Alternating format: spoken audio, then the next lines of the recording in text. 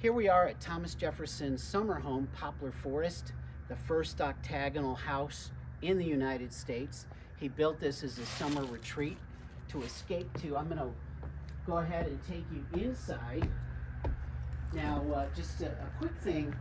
The house actually burned down in 1850 and it was rebuilt, and it wasn't necessarily rebuilt like Jefferson's house, but I mentioned in an earlier video how I came here and almost bought this house, and of course it's one of my regrets that I didn't, but a foundation ended up buying it instead, and they've taken 40 years to restore it, and it is absolutely amazing.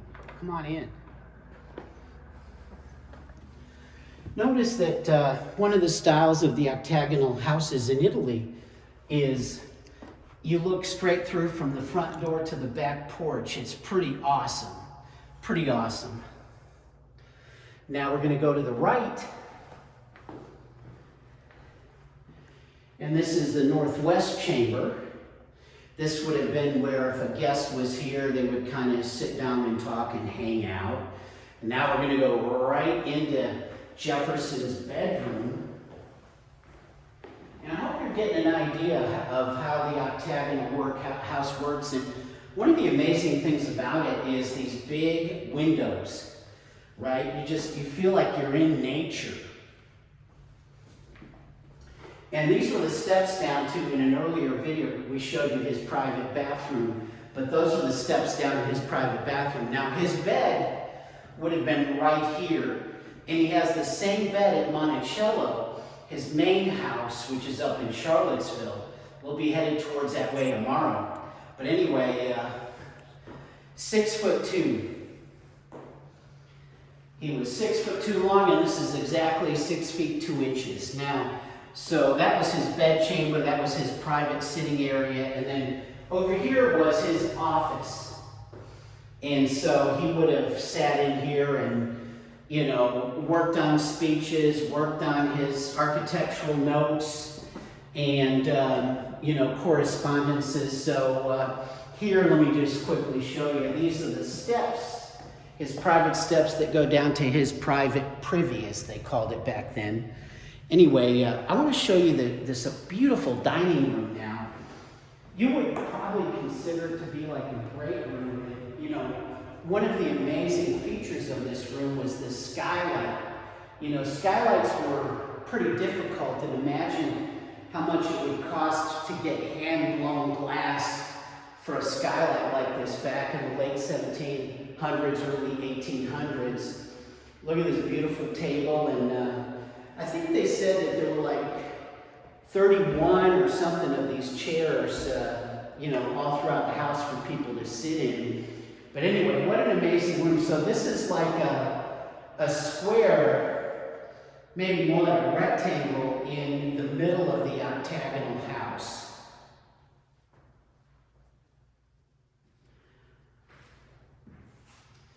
And this is one of the original tables still in the house. You would sort of put your bottle of wine there. Again, we looked in the cellar earlier. So you would, you'd get the bottle from the cellar, they'd stick it there and drink wine. It would be separated from the table itself. And here's probably my favorite room. This is the parlor. So this is where you go after dinner and play games. And it also is a library. It would be Thomas Jefferson's library as well. And there's some of his books that they found, I think, in New York at an antique bookstore. And anyway, there's no way to get to this patio and porch except through these doors right here. And they're locked, so we can't go through there. But imagine, there's no steps up, no rail. This porch is just an extension of this room. So it's like the outdoor part of this room. And again, all this hand-blown glass. I mean, this would have been spectacular in the early 1800s, to sit in here. And, not only did Jefferson kind of get inspired by the things that he saw around him, but he got this machine. And so one of the reasons that we know so much about Thomas Jefferson is every single document and letter that he wrote, he had a copy of. So if he wrote to someone, this machine made an exact copy, because of course there were no copy machines. This is literally your first copy machine. So he kept a copy for himself of every correspondence that he ever wrote. So that's why we know so much about him. That's how the foundation here at Poplar Forest could restore this house, because of copies of everything. So if he had to give an architect or one of the workers here, if they had to give them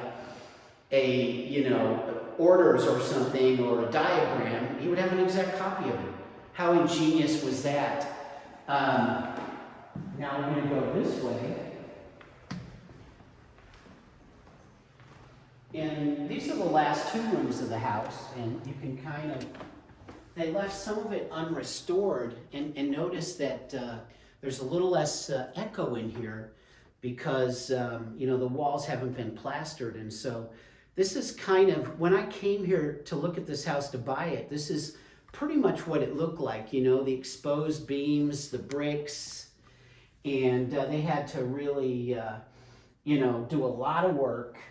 And, you can kind of see down into the basement through here where we were earlier in a previous video. But, there were old pine floors. These floors were restored to Thomas Jefferson's specifications in the diagrams he left behind. Anyway, these are the steps that would go down to the kitchen. And interestingly enough, when they would bring the food, they would have to come through literally his granddaughter's bedroom. So these were his 2 granddaughters' bedrooms. But one of the flaws of the house was that they had to bring the food. They had to bring the food up through here and go through the granddaughters' bedrooms, because this was Jefferson's place to chill out. It was his place to be quiet and think and have some peace and quiet, because Monticello was like a village, man. It was flooded with people the whole time. But you can see some of the charring here from that fire in 1850. This is actually one of the original doors. Most everything you see in here has been recreated. So there's the recreation of the door, the black walnut, but this is one of the original doors. It had been painted white, and it took someone, years and years to strip the white paint off of it. And it's one of the original fireplaces. And like I said, they left these 2 rooms kind of the way I saw it when I came here to look at the house to consider buying it. Lastly, this is the other chamber room. We did start this tour right through there. So again, this was another room, and probably at one point I know the granddaughters actually slept in this room, but this would have been where if the granddaughters had a visitor or a guest, they would have sat and talked to them here, just like Jefferson would have sat and talked to them there. Anyway, I hope you enjoyed this quick tour of Thomas Jefferson's summer house at Poplar Forest. And I know we're voting in a couple of days, so I think it's awesome to be inspired by the architecture and the genius of one of our founding fathers.